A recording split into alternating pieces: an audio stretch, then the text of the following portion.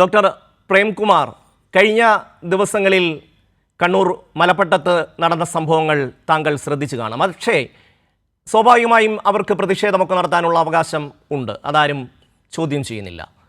പക്ഷേ അവർ വിളിച്ച മുദ്രാവാക്യമുണ്ട്. ധീരജിനെ കൊന്ന കത്തി അറബിക്കടലിൽ കളഞ്ഞിട്ടില്ല, അതിന് മൂർച്ച കൂട്ടി ഞങ്ങൾ ഇറങ്ങിയാൽ ഡിവൈഎഫ്ഐക്കാർക്ക് പലതും സംഭവിക്കും എന്നുള്ളതായിരുന്നു അവരുടെ ആ മുദ്രാവാക്യം. അത് കേട്ടിട്ട് ധീരജിൻ്റെ അച്ഛൻ സംസാരിച്ചത് അല്പം മുമ്പ് അങ്ങ് കേട്ട് കാണും. ഡോക്ടർ പ്രേംകുമാർ. അതായത് ഞാൻ മനസ്സിലാക്കുന്നത് കണ്ണൂരിൽ നിന്നല്ല, മലപ്പട്ടത്ത് നിന്ന് മാത്രമല്ല, സംസ്ഥാനത്തിന്റെ ഏത് ഭാഗത്തും രാഷ്ട്രീയ പാർട്ടികൾ തമ്മിൽ, കോൺഗ്രസ് ആണെങ്കിലും CPM ആണെങ്കിലും, പരസ്പരം തർക്കങ്ങളും കയ്യാങ്കളികളും ചെറിയ ചെറിയ അക്രമങ്ങളൊക്കെ ഉണ്ടാവും. പക്ഷെ അങ്ങനെ സംഭവങ്ങൾ ഉണ്ടായാൽ ഏത് പാർട്ടിയുടെ ആയിരുന്നാലും ജില്ലാ നേതൃത്വത്തിന്റെയും സംസ്ഥാന നേതൃത്വത്തിന്റെയും ഉത്തരവാദിത്വം അത് തണുപ്പിക്കുക എന്നുള്ളത്, അത് രമ്യമായി പരിഹരിക്കുക എന്നുള്ളതുമാണ്. പക്ഷെ ഇവിടെ ഉണ്ടായിട്ടുള്ളത് ആദ്യം എന്താ പറയാ, കണ്ണൂര് കേസിൽ ആദ്യം പ്രകോപനം ഉണ്ടായത് യൂത്ത് കോൺഗ്രസ്സുകാരുടെ പക്ഷത്തു നിന്നാണെന്ന് പറയുന്നു, തിരിച്ചും പറയുന്നു. എന്തോ ആവട്ടെ, അത് ചെറിയ സംഭവങ്ങളായിരുന്നു. എന്തായിരുന്നാലും ഫ്ലക്സ് വലിച്ചു കീറുന്നു, ഒരു സ്തൂപം തകർക്കുന്നു പോലുള്ള കാര്യങ്ങൾ. പക്ഷെ അതിനെ സംസ്ഥാന തലത്തിലുള്ള മുന്നേ നടന്നിട്ടുള്ള വളരെ ഭീകരമായിട്ടുള്ള ഒരു കൊലപാതകത്തെ ന്യായീകരിച്ചുകൊണ്ട് ഭീഷണിപ്പെടുന്ന രീതിയിൽ അതിനെ വളർത്തിക്കൊണ്ടുവരുന്ന ഒരു നിലപാടാണ് യൂത്ത് കോൺഗ്രസിന്റെ സംസ്ഥാന അധ്യക്ഷന്റെ ഭാഗത്ത് ഉണ്ടായിട്ടുള്ളത് എന്നുള്ളത് വളരെ വളരെ ഷോക്കിംഗ് ആയ ഒരു കാര്യമായിരുന്നു.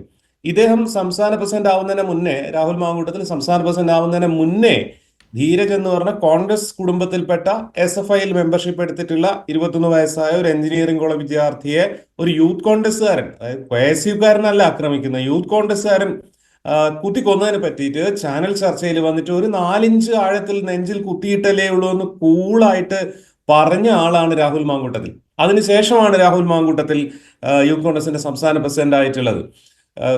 കേരളത്തിലുള്ള CPMന്റെ ആളുകളെ, മറുപക്ഷത്തുള്ള ആളുകളെയൊക്കെ അടിച്ചും ചവിട്ടിയൊക്കെ ശരിയാക്കി കളയും എന്ന് പ്രഖ്യാപിച്ചുകൊണ്ട് കോൺഗ്രസിന്റെ KPCC പ്രസിഡന്റ് സ്ഥാനം ഏറ്റെടുത്തിട്ട് ഉണ്ടായിരുന്ന ഒരാളെ എന്ത് ചെയ്യണമെന്ന് അറിയാതെ, അയാളെ പുറത്താണോ അകത്താണോ എന്ന് അറിയാത്ത വല്ലാത്തൊരു കൺഫ്യൂഷന്റെ അവസ്ഥയിൽ നിൽക്കുമ്പോഴാണ് CPIM പാർട്ടി ഗ്രാമങ്ങളിലേക്ക് ഞങ്ങൾ കടന്നു കയറും എന്ന് പറഞ്ഞുകൊണ്ട് VD സതീശന്റെ നേതൃത്വത്തിൽ പ്രസ്താവനയും വരുന്നത്. പക്ഷെ കടന്നു കയറുന്നത് നല്ലത് തന്നെയാണ്.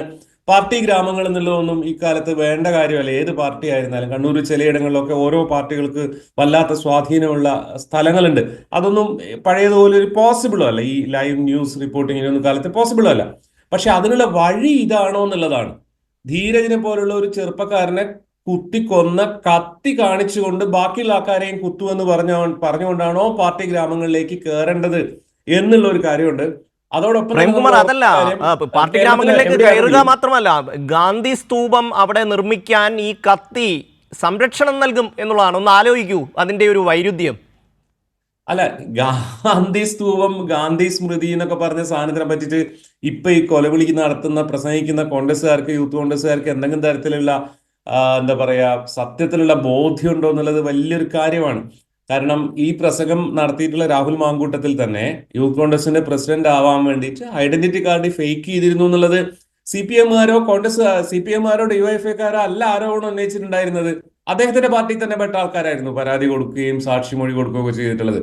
ഗാന്ധിജിയുടെ കൂടെ നിൽക്കുന്ന ഒരാൾ അങ്ങനെ ചെയ്യുമെന്ന് ചോദിച്ചപ്പോൾ ഗാന്ധി എന്നുള്ള കാര്യത്തെ വിടാൻ നമുക്ക്, ഗാന്ധിന്റെ കാര്യം പോട്ടെ, അത് പറഞ്ഞിട്ട് കാര്യമില്ല. അതും ഇവരും തമ്മിൽ പ്രത്യേകിച്ച് ബന്ധമൊന്നുമില്ല.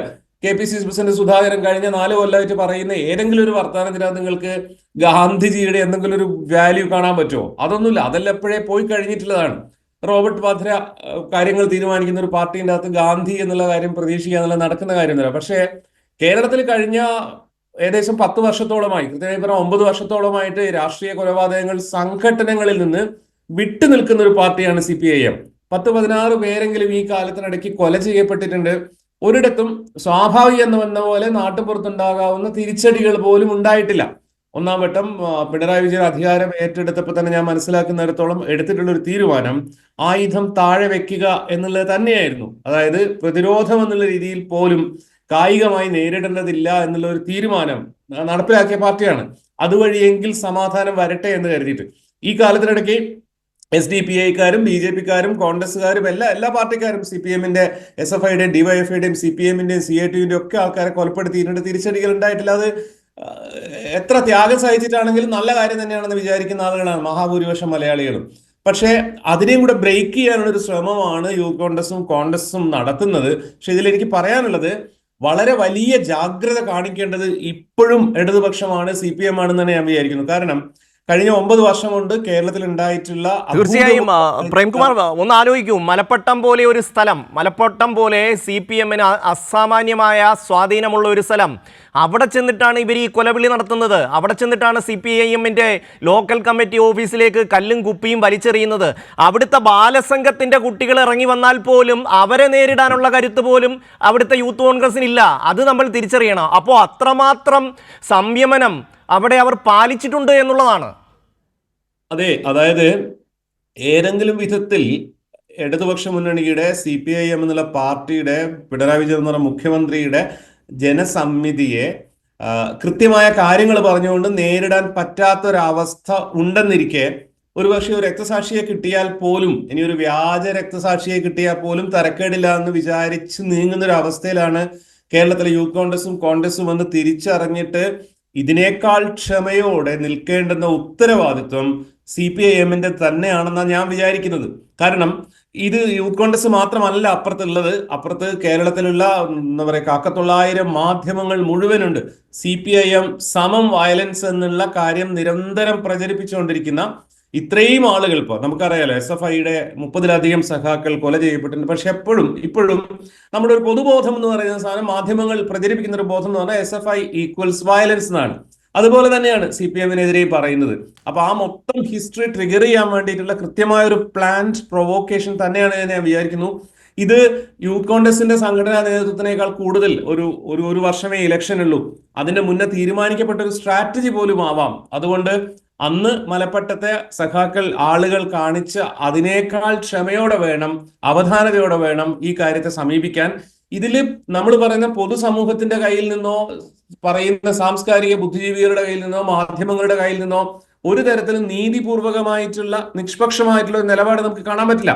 യൂത്ത് കോൺഗ്രസിന്റെ ഭാഗത്തുണ്ടാവുന്ന എല്ലാവിധ തീർച്ചയായും താങ്കൾ പറഞ്ഞത് വളരെ പ്രധാനപ്പെട്ട ഒരു കാര്യമാണ്. സന്തോഷ് തുടരുന്നു. സന്തോഷ്, കഴിഞ്ഞ ദിവസം CPIM ജില്ലാ സെക്രട്ടറി KK രാഗേഷ് ചില പത്രക്കട്ടിങ്ങുകളെ സംബന്ധിച്ചും പത്രവാർത്തകളെ സംബന്ധിച്ചും പറഞ്ഞിരുന്നു. അതായത് ഒരു വാർത്ത അവിടെ ഗാന്ധി CPIM ക്ഷമിക്കണം സന്തോഷ്, ഇല്ല പ്രേംകുമാറിലേക്ക് തന്നെ വരികയാണ്. CPIM-ന്റെ ഓഫീസ് തകർത്തത് എല്ലാവരുടെയും മുന്നിൽ വെച്ചാണ്, എല്ലാവരും കാണയാണ്, അതിന് ദൃശ്യമാധ്യമങ്ങളടക്കം സാക്ഷിയാണ്. പക്ഷേ അതിൻ്റെ വാർത്ത വരുമ്പോൾ ആരോ പറഞ്ഞു എന്ന മട്ടിൽ ആ വാർത്ത വരികയും, അതേസമയം ഈ ഗാന്ധി സ്തൂപവുമായി ബന്ധപ്പെട്ട വാർത്ത വരുമ്പോൾ അത് തകർത്തത് CPIM ആണ് എന്ന് വളരെ വ്യക്തമായി വലിയ 6 കോളത്തിൽ ആ വാർത്ത വരികയും ചെയ്യുന്നു. എങ്ങനെയാണ് വാർത്തകളെ ട്രീറ്റ് ചെയ്യുന്നത് എന്നുള്ളത് താങ്കൾ പറഞ്ഞത് ബോധ്യപ്പെടുത്തുന്നതാണ് ആ കാര്യം. അതുകൊണ്ട് ഞാൻ ശ്രദ്ധയിൽപ്പെടുത്തിയത്. ഈ ഒരു മുദ്രാവാക്യത്തിന്റെ ഒരു 10-1 തീക്ഷ്ണതയുള്ള, വിളിക്കാൻ പാടില്ലാത്തൊരു മുദ്രാവാക്യം ഏതെങ്കിലും ഒരു DYFIയുടെയോ SFIയുടെയോ CPM-ന്റെയോ ജാഥയിലായിരുന്നുവെങ്കിൽ ഞങ്ങൾക്ക് യാതൊരു സംശയവും വേണ്ട, ലക്ഷക്കണക്കിന് തവണ അതിപ്പോ കേൾപ്പിക്കപ്പെട്ടിട്ടുണ്ടാവുമായിരുന്നു കേരളത്തിലെ മാധ്യമങ്ങളിലൂടെ. ഇത് പക്ഷെ അങ്ങനെ ഉണ്ടാവുന്നില്ല. മാത്രമല്ല ധീരജിന്റെ കേസിൽ എന്ന് വെച്ചാൽ അത് വളരെ വളരെ പൈശാചികമായ ഒരു കൊലപാതകമായിരുന്നു എന്നുള്ളതാണ്. ഒരു എഞ്ചിനീയറിംഗ് കോളേജാണെന്നുള്ളത് കൊണ്ട് മാത്രമല്ല, ആ ഒരു ചെറിയൊരു തർക്കത്തിന്റെ പേരിൽ കോളേജിൽ തീരേണ്ടിയിരുന്ന ഒരു തർക്കത്തിൽ പുറത്തു നിന്നുള്ള ഒരാൾ വന്നിട്ട്, അത് മാത്രമല്ല അതിനുശേഷം ആ കൊലപാതകത്തിൽ ഉൾപ്പെട്ടതിന് ശേഷം നിഖിൽ പൈലി എന്ന് പറഞ്ഞ ആൾക്ക് അയാളോട് യൂത്ത് കോൺഗ്രസിന്റെയും നേതാക്കൾ കാണിക്കുന്ന ആ പ്രോത്സാഹനം നൽകുന്ന രീതിയിലുള്ള നിലപാടുകൾ, അന്ന് KPCC പ്രസിഡന്റ് K സുധാകരൻ പറഞ്ഞത് ഇരന്ന് വാങ്ങിയതാണെന്നാണ്. ഇവർ മറന്നുപോയ വലിയൊരു കാര്യം, ഈ കുടുംബം കോൺഗ്രസ് കുടുംബമാണെന്നാണ്. ഇപ്പൊ ഇന്ന് അദ്ദേഹം സംസാരിക്കുന്നത് ഞാൻ കേട്ടു, ധീരജിന്റെ പിതാവ് സംസാരിക്കുന്നത് കേട്ടു, ഞങ്ങളെയും കൂടി ഒന്ന് കൊന്നു തരുമോ എന്നുള്ളത്. ഈ പറയുന്ന CPM-ന്റെ അല്ലെങ്കിൽ കോൺഗ്രസ്സുകാർക്ക് എതിരെ നിൽക്കുന്ന CPM കുടുംബത്തിലുള്ള കുട്ടിയല്ല. ആ കുട്ടി കോളേജിൽ ചെന്ന സമയത്ത് SFIയിൽ ചേർന്നത് മാത്രമേ ഉള്ളൂ. ഒരു കാരണവശാലും ആവർത്തിക്കപ്പെടാൻ പാടില്ലാത്ത അങ്ങനെയുള്ള ചില സംഭവങ്ങളുണ്ടല്ലോ, കണ്ണൂരിൽ നിന്ന് പലപ്പോഴും ഉണ്ടായിട്ടുള്ള, കേരളത്തിൽ പല ഭാഗത്തും, അക്കൂട്ടത്തിൽപ്പെട്ട ഒന്നാണ്.